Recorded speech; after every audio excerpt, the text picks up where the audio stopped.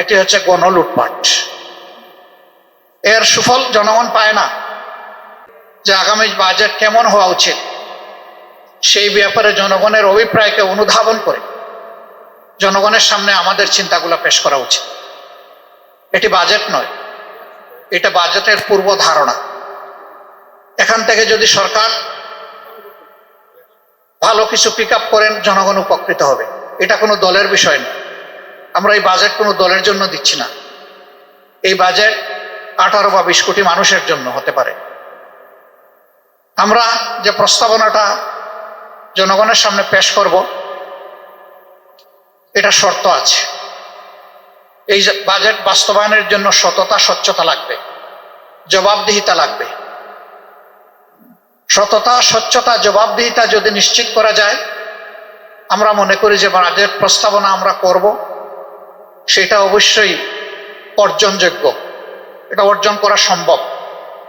কিন্তু যদি সততা, স্বচ্ছতা এবং অ্যাকাউন্টেবিলিটি না থাকে তাহলে যে বাজেট সরকারই দেউক ওই বাজেট কার্যকর হবে না। আরো কিছু বিষয় আমাদের প্রস্তাবনায় থাকবে, সেটা এখানে এবং সংসদে। আমাদের ফিসকাল ইয়ার হচ্ছে জুলাই টু জুন।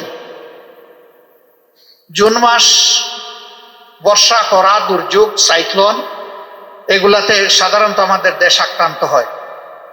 আমরা লক্ষ্য করি এডিপির একটা বিশাল অংশ শেষের 2 মাসে তাড়াহুড়া করে বাস্তবায়নের চেষ্টা করা হয়। এটি বাস্তবায়ন নয়, এটি হচ্ছে গণ লুটপাট।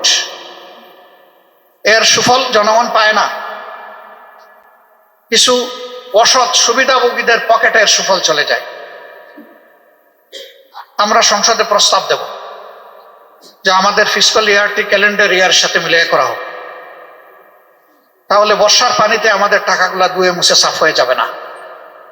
এই টাকাগুলার খবর পাওয়া যাবে ইনশাল্লাহ। নিয়ম রয়েছে, সম্পূরক বাজেট বর্ষর পুরা হওয়ার মিনিমাম 3 মাস আগে সংসদে পেশ করতে হবে। কিন্তু আমরা সম্পূরক বাজেট পাবো এই শেষ মাসে। বৈধ অবৈধ, ন্যায্য অন্যায্য সব খরচ হয়ে গেল, কালো সাদা একাকার হয়ে গেল। তারপরে সম্পূরক বাজেট সংসদের সামনে আসলো, তাতে জনগণের লাভ কি? আমরা কথা বললেই বা তার বেনিফিট কি? এই বিষয়গুলো আমাদের আগামীতে সংসদের ভিতরে প্রস্তাবনায় থাকবে ইনশাল্লাহ।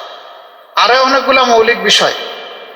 আমাদের ট্যাক্সেশন কালেকশনের যে পদ্ধতি রয়েছে এটা দারুণ ত্রুটিপূর্ণ। যারা ট্যাক্স দেন তারা 3টা ট্যাক্স দেন। একটা ট্যাক্স ট্রেজারিতে জমা হয়, একটা কিছু ব্যক্তির পকেটে যায় যারা ট্যাক্স কালেকশন করেন, আমি সবার কথা বলছি না কিন্তু অনেকেই, আরেকটা চাঁদাবাজদের পকেটে যায়। ব্যবসায়ীরা অতিষ্ঠ, যার কারণে ট্রেজারির ট্যাক্সটা তার টার্নওভার ভলিউমের দিক থেকে ছোট হয়ে আসে। এখানে যদি সততা এবং স্বচ্ছতা মেনটেন করা যায়, অটোমেটিক্যালি ব্যবসায়ীরা বিপুল উৎসাহ নিয়ে আরো বেশি ট্যাক্স দিবেন জনগণ, রাষ্ট্রকে। রাষ্ট্র এবং জনগণ উপকৃত হবে। তাছাড়া ট্যাক্স বেসও সম্প্রসারণ করার প্রয়োজনকে আমরা অস্বীকার করি না।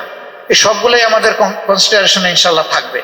এসবগুলো সামনে রেখেই আজকে আমরা প্রিয় দেশবাসীর কাছে জনবান্ধব একটি বাজেট প্রস্তাবনা আমাদের বিবেচনায় আমরা পেশ করতে যাচ্ছি। এর আসল বিচারক হবেন জনগণ। এ বাজেট পেশ করার পরে আমরা সচেতন জনগণের কাছ থেকে ফিডব্যাক আশা করব। আমাদের কোনো প্রস্তাবনা তাদের কাছে ভালো লাগলে সেটা বলার দরকার নেই, কিন্তু কোনো প্রস্তাবনা যদি জনস্বার্থের বিপক্ষে হয় তারা যেন আমাদের দৃষ্টি আকর্ষণ করে, আমাদের সমালোচনা করে, আমাদেরকে সহযোগিতা করে। আমরা দৃষ্টি আকর্ষণ এবং সমালোচনাকে অভিনন্দন জানাবো। এখান থেকে শিখব, আমাদের জ্ঞানের ঘাটতি পূরণ করব, জনগণের জন্য আগামীতে আরো সুন্দর এবং আরো পরিপূর্ণ চিন্তা করার প্রয়াস পাব। আজকের এই সম্মেলনে আপনারা যারা এসেছেন, আবারও সবাইকে আমাদের পক্ষ থেকে কৃতজ্ঞতা এবং অভিনন্দন জানিয়ে